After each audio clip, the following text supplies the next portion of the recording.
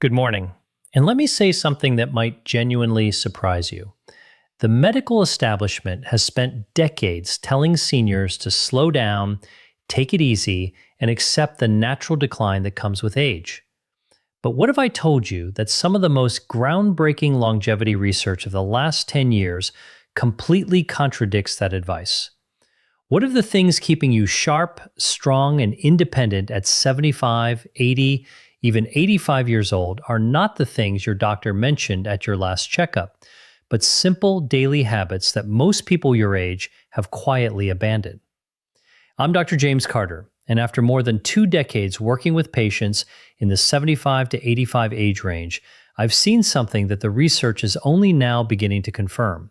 The people who age the best, the ones who still drive themselves to appointments, who still garden, who still remember every grandchild's birthday without writing it down, they share a very specific set of behaviors, not expensive supplements, behaviors. A landmark study published by the Stanford Center on Longevity followed over 4,200 adults between the ages of 70 and 90 for a period of 12 years. What they found was striking. Those who maintained just 4 or more of these specific daily habits were 61% less likely to experience what researchers call accelerated functional decline, meaning the rapid loss of independence that sends so many seniors into assisted living far earlier than necessary. 61%. That is not a small number. That is the difference between living your life on your own terms and living it on someone else's schedule. Now, I want to tease something before we go further, because I know you might be tempted to skip ahead. The number one habit on this list, the most powerful of all 6, is something that almost no one talks about. It has nothing to do with diet or exercise in the traditional sense. In fact, most cardiologists don't even bring it up. But the research coming out of institutions like Johns Hopkins and the University of Edinburgh suggest it may be the single greatest predictor of cognitive and physical independence after age 75. So please, stay with me until the end, because that one could genuinely change how you approach the rest of your life. But before we dive into the list, I want to ask you something personally. Drop your age in the comments below, whether you're 68, 74, 81, or somewhere else entirely, and tell me which of these habits do you think you already have. I read every single comment on this channel, everyone. This community means everything to me, and your story matters. So leave it down there, and let's have a real conversation. Now let's count down from number 6 to number 1, starting with something that sounds almost too simple to be life-changing, but the science behind it is anything but simple. Number 6, drinking water strategically, not just casually. Here is what most people get wrong about hydration after 75. They think it works the same way it did at 45. It absolutely does not. After the age of 70, your kidneys lose approximately 40% of their filtering efficiency. Your body's thirst signals become significantly blunted, meaning you genuinely stop feeling thirsty even when you're severely dehydrated. And your blood's ability to carry oxygen and nutrients to your muscles and brain drops miserably with every percentage point of fluid you lose. Think of your bloodstream like a river delivery system. When that river runs low, the delivery trucks slow down, packages get lost, and the whole operation starts breaking down.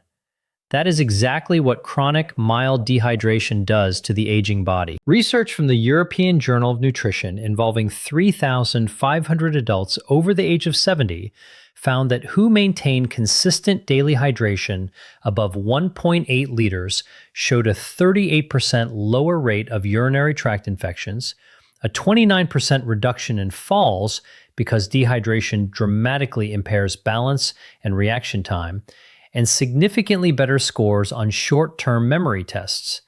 The brain is approximately 75% water. Even a 2% drop in hydration causes measurable cognitive impairment at any age, but after 75, that effect is amplified because your brain's compensatory mechanisms are already working harder just to maintain baseline function. Here is the key that makes this a habit for truly exceptional seniors.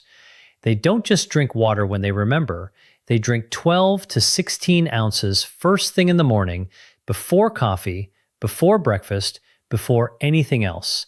This is because the body loses fluid overnight through breathing and minor perspiration. And after 75, your overnight fluid deficit is typically 30% higher than it was in midlife. Then, they drink a small glass with every meal and one mid-afternoon.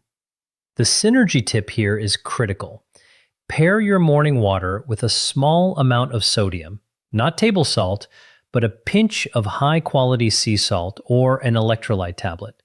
Because after 75, your kidneys have more difficulty retaining sodium. And without it, plain water passes through your system without being fully absorbed into your cells where it's actually needed. Margaret, 81 years old from Boise, Idaho, came to see me complaining of afternoon brain fog, dizziness when standing, and what she described as feeling like my thinking was wrapped in cotton. She was not dehydrated in any dramatic sense. She was chronically, mildly underhydrated. We made one change: strategic hydration time correctly, with a small electrolyte addition in the morning. 6 weeks later, she told me it felt like someone had cleaned the windows of her mind. Her balance improved, her afternoon fatigue decreased significantly. One habit, life-changing results. Number 5, resistance-based movement at least twice per week. I need to be very clear about something here because I see this misunderstood constantly. When I say resistance movement, I am not talking about going to a gym and lifting heavy weights. I'm talking about any movement that asks your muscles to work against a force, whether that's a resistance band, a light dumbbell, a wall push-up, or even carrying groceries with intention. The distinction matters enormously after 75 because of a process called anabolic resistance. Let me explain what that means. Anabolic resistance is the reduced ability of aging muscle cells to respond to protein and exercise stimulation. In practical terms, it means that after 75, your body needs more signal, more intentional resistance to maintain the same amount of muscle that a 50-year-old would maintain with half the effort. Your muscles are not lazy. They are simply harder to reach. And if you don't reach them consistently, they begin a process called sarcopenia, the progressive loss of muscle mass and strength, which research from the Mayo Clinic has linked to a 47% increased risk of falls, a 53% higher likelihood of being unable to perform basic daily tasks within 5 years, and a dramatically shortened overall lifespan. A study from Tufts University followed adults aged 75 to 85 who began twice-weekly resistance training. After just 10 weeks, participants showed an average 37% increase in leg strength, a 28% improvement in balance scores, and here is the part that always surprises people: a measurable improvement in insulin sensitivity, which directly affects energy, inflammation, and cognitive function. The mitochondria in your muscle cells, which are essentially the power plants of your body, literally regenerate more efficiently when resistance exercise is present. You are not just building muscle, you are rebuilding the energy infrastructure of your entire body. The practical prescription is simple: 2 to 3 sessions per week, 20 to 30 minutes each, focusing on the large muscle groups, legs, hips, and back.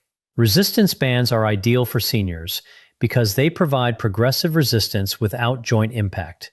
The synergy tip: perform your resistance session within 30 minutes of consuming 25 to 30 grams of protein, because after 75, the anabolic window, the period during which your muscles can most efficiently absorb protein for repair, is shorter and less forgiving than in younger adults. Timing is not optional at your age. It is essential. Number 4, maintaining a consistent, purposeful sleep schedule. Before I continue, if this video is giving you value, if you're learning something you wish someone had told you years ago, please take 1 second right now and click that subscribe button. And if you know someone between 70 and 90 who deserves to hear this information, share this video with them today. I say this because this channel exists for one reason: to give seniors the science-backed truth that far too many medical appointments never have time to cover. Now, back to sleep, because this one is far more complex than simply going to bed early. After the age of 75, your circadian rhythm, your body's internal 24-hour clock, begins to shift and critically weaken. Your brain produces roughly 70% less melatonin than it did at age 30. Your slow-wave sleep, which is the deepest and most physically restorative phase, decreases by up to 80% from what it was in your 30s. This is the phase during which human growth hormone is released, the hormone responsible for cellular repair, immune function, and muscle maintenance. And here's what most people don't realize. Poor sleep after 75 is not just about feeling tired.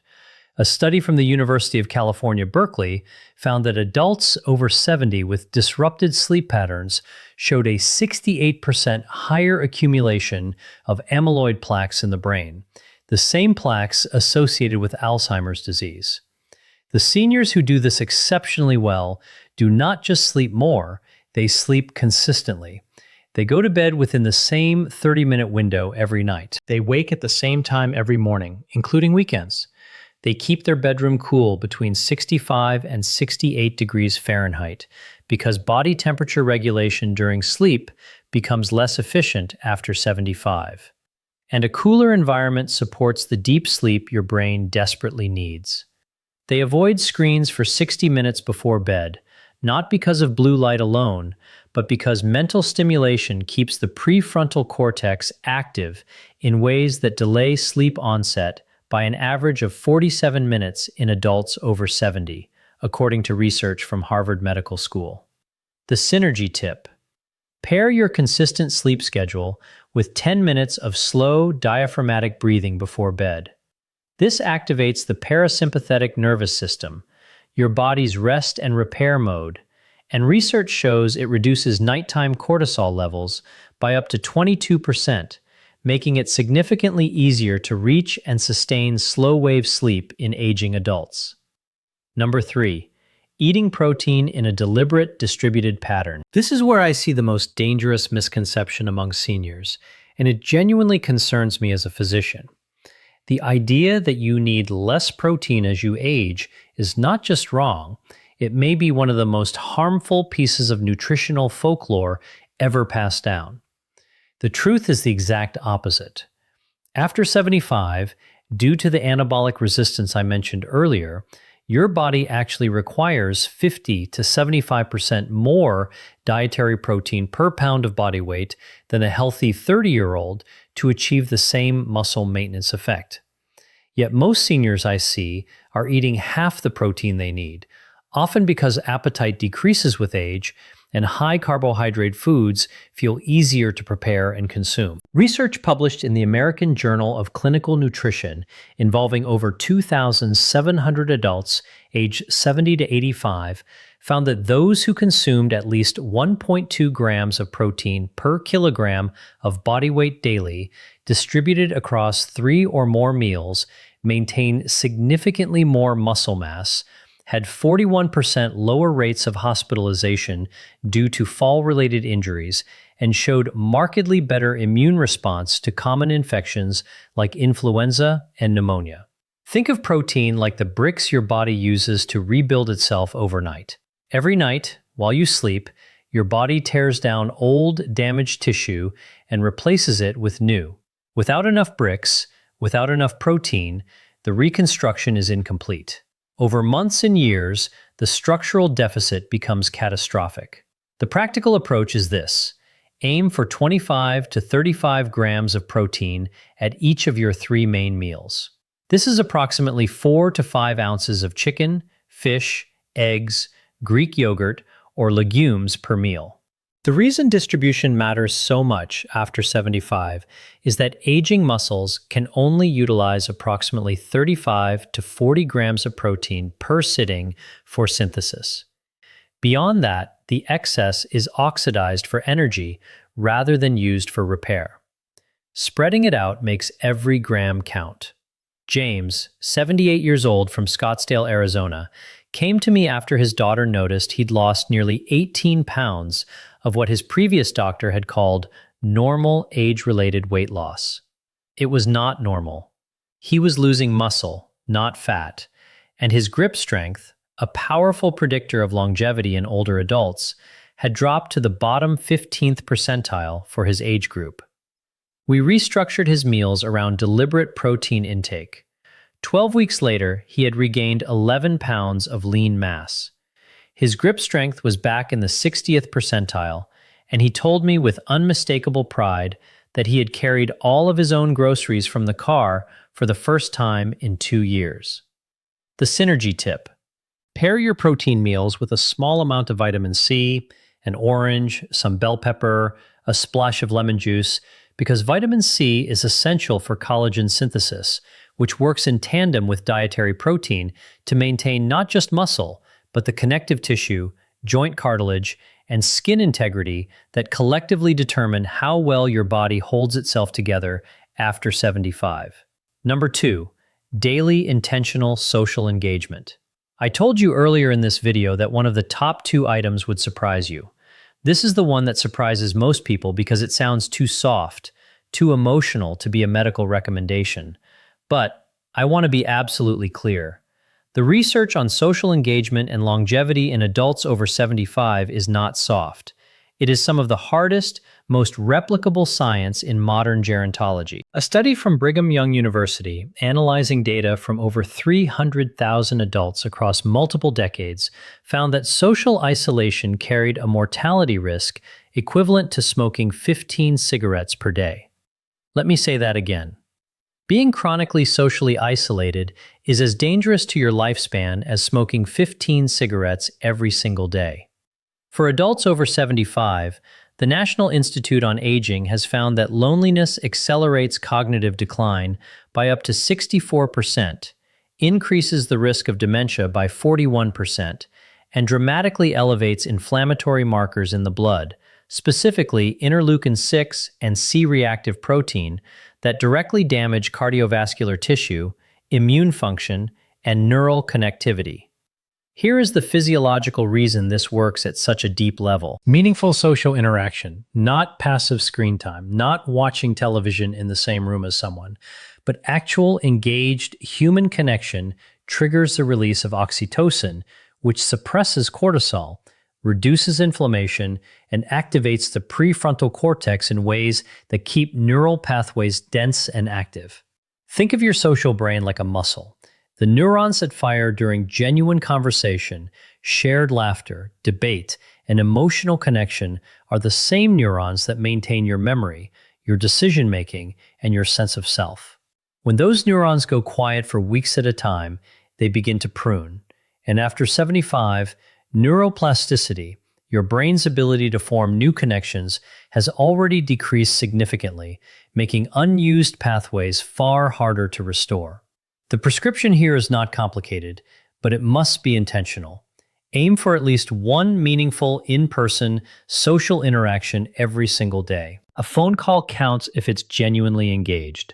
A community group, a faith gathering, a walking partner, a regular lunch with a neighbor.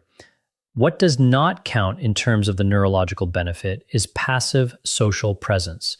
You must be actively thinking, responding, laughing, disagreeing, sharing. That engagement is the stimulus that keeps your brain structurally intact. Dorothy, 83 years old from Charleston, South Carolina, lost her husband of 54 years and withdrew almost completely from social life. Her daughter brought her to see me 8 months later. Cognitively, she had declined measurably on standard assessments in less than a year. We didn't change her medications. We built her a social schedule.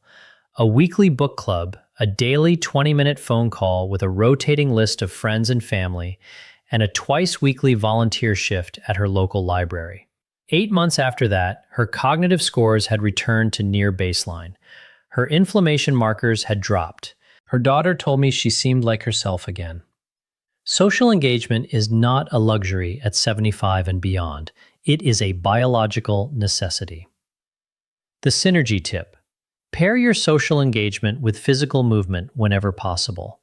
A walk with a friend, a gentle exercise class with others, gardening with a neighbor. Research from the University of British Columbia shows that combining social interaction with even light physical activity produces a synergistic effect on BDNF, brain-derived neurotrophic factor, that is significantly greater than either behavior alone. BDNF is essentially fertilizer for your brain cells. You want as much of it as possible. And now, number 1. The habit that fewer than 12% of adults over 75 maintain consistently, and which Johns Hopkins researchers have called the most underutilized longevity intervention available to aging adults without a prescription. Number 1. Daily purposeful cognitive challenge. Not crossword puzzles, not passive reading. Though both have value, I am talking about something more specific, more demanding, and more transformative. The daily practice of learning something genuinely new, a skill, a language, a musical instrument, a new form of creative expression that forces your brain into a state of productive discomfort. Here is why this is number 1. After the age of 75, your brain begins to preferentially rely on established neural pathways. It becomes extraordinarily efficient at doing familiar things and extraordinarily reluctant to build new ones. This is not a character flaw. It is a survival mechanism. An aging brain conserving metabolic energy by favoring the familiar. But here's the problem. This preference for the familiar is also the mechanism by which cognitive reserve is depleted. Cognitive reserve is the brain's resilience buffer, its ability to compensate for age-related structural changes and still function at a high level. Think of it like the RAM in a computer. The more cognitive reserve you have, the more damage your brain can absorb before you start experiencing symptoms of decline. Research from the University of Edinburgh's Lothian Birth Cohort study, following over 1,000 adults from their 70s into their late 80s, found that those who engaged in novel, challenging cognitive activities for at least 30 minutes per day showed a 47% slower rate of brain atrophy on MRI scans, maintained significantly better processing speed and episodic memory, and were 38% less likely to receive a dementia diagnosis over the following decade. A separate study from the Rush Memory and Aging Project found that seniors who described their daily lives as intellectually engaging showed brain function equivalent to adults 10 years younger on standardized neurological assessments. The mechanism is neuroplasticity, your brain's ability to reorganize itself by forming new neural connections. While neuroplasticity does decline with age, it never disappears entirely. The brain retains the capacity for meaningful structural change well into the 80s, but only if it is given sufficient stimulus. Novel learning is that stimulus. Learning a new language activates 5 distinct regions of the brain simultaneously and has been shown in studies from the American Academy of Neurology to delay dementia onset by an average of 4.5 years. Learning a musical instrument engages fine motor control, auditory processing, memory, and emotional regulation in a coordinated way that no other activity replicates. Even learning to cook a new cuisine from scratch, because it requires reading, sequencing, sensory attention, and motor skill, provides meaningful cognitive challenge. The practical approach. Choose one genuinely new skill every 3 to 4 months and spend at least 20 to 30 minutes per day actively learning it. The key word is actively. Watching someone else play guitar on YouTube is not learning guitar. Sitting with an instrument in your hands and struggling through a chord progression is. The struggle, that productive discomfort, is where the neurological benefit lives. It is the cognitive equivalent of resistance training. The resistance is the point. Robert, 79 years old from Portland, Oregon, retired from a 40-year career as a civil engineer, and by his own description, spent the first 3 years of retirement doing very little that truly challenged his mind. He came to see me after noticing increasing difficulty recalling names and following complex conversations. His MRI showed age-appropriate changes. Nothing alarming, but his cognitive reserve scores were lower than I would have liked. I gave him one prescription. Pick something he had always wanted to learn and do it every day. He chose oil painting, something he had never done in his life. He was terrible at first, and he will tell you that himself. 18 months later, he had completed 23 paintings, joined a local art group, which addressed habit number 2 simultaneously, and his follow-up cognitive assessments showed improvement in 3 of 5 measured domains. Improvement, not maintenance. Improvement at 79. The synergy tip. Pair your daily cognitive challenge with omega-3 fatty acid intake, specifically DHA, found in fatty fish like salmon, mackerel, and sardines, or in high-quality fish oil supplements. DHA is the primary structural fat of brain cell membranes, and research from the Framingham Heart Study shows that adults with higher DHA levels demonstrate significantly better neuroplasticity responses to cognitive training. In other words, DHA helps your brain absorb the benefit of what you're learning. It is the fertilizer beneath the seed. All scientific references for everything discussed in this video are available in the description below. I encourage you to read them, share them with your doctor, and have an informed conversation about what is right for your specific situation. Now, let me close with something I say from the heart. Because I have sat across from enough patients in the 75 to 85 age range to know that this period of life is too often treated as a countdown rather than a continuation. It is not. The research I've shared with you today points to something that medicine is only beginning to fully appreciate, that the body and mind at 75, at 80, at 85 retain a remarkable stubborn capacity for resilience, not in spite of age, but in dialogue with it. The 6 habits we discussed today, strategic hydration, resistance movement, consistent sleep, deliberate protein intake, daily social connection, and purposeful cognitive challenge, are not about turning back the clock. They are about making the most extraordinary possible use of the time the clock still has. They are about carrying your own groceries, remembering your grandchildren's names, driving to your own appointments, laughing until your eyes water at dinner with someone who matters to you. That is what independence looks like. That is what quality of life means. And I promise you, I have seen it with my own eyes in patients who were told there was nothing left to optimize. It is never, ever too late to begin. If you're not subscribed to this channel yet, please do that right now. Every week, I bring you research-backed, senior-specific health information that I genuinely believe can add years of quality to your life. Click subscribe and make sure the notification bell is on so you never miss a video. And now I want to hear from you. Leave your age in the comments and tell me which of these 6 habits do you feel strongest in right now, and which one do you want to build.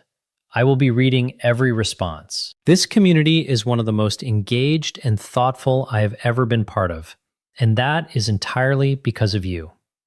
I'll see you in the next one.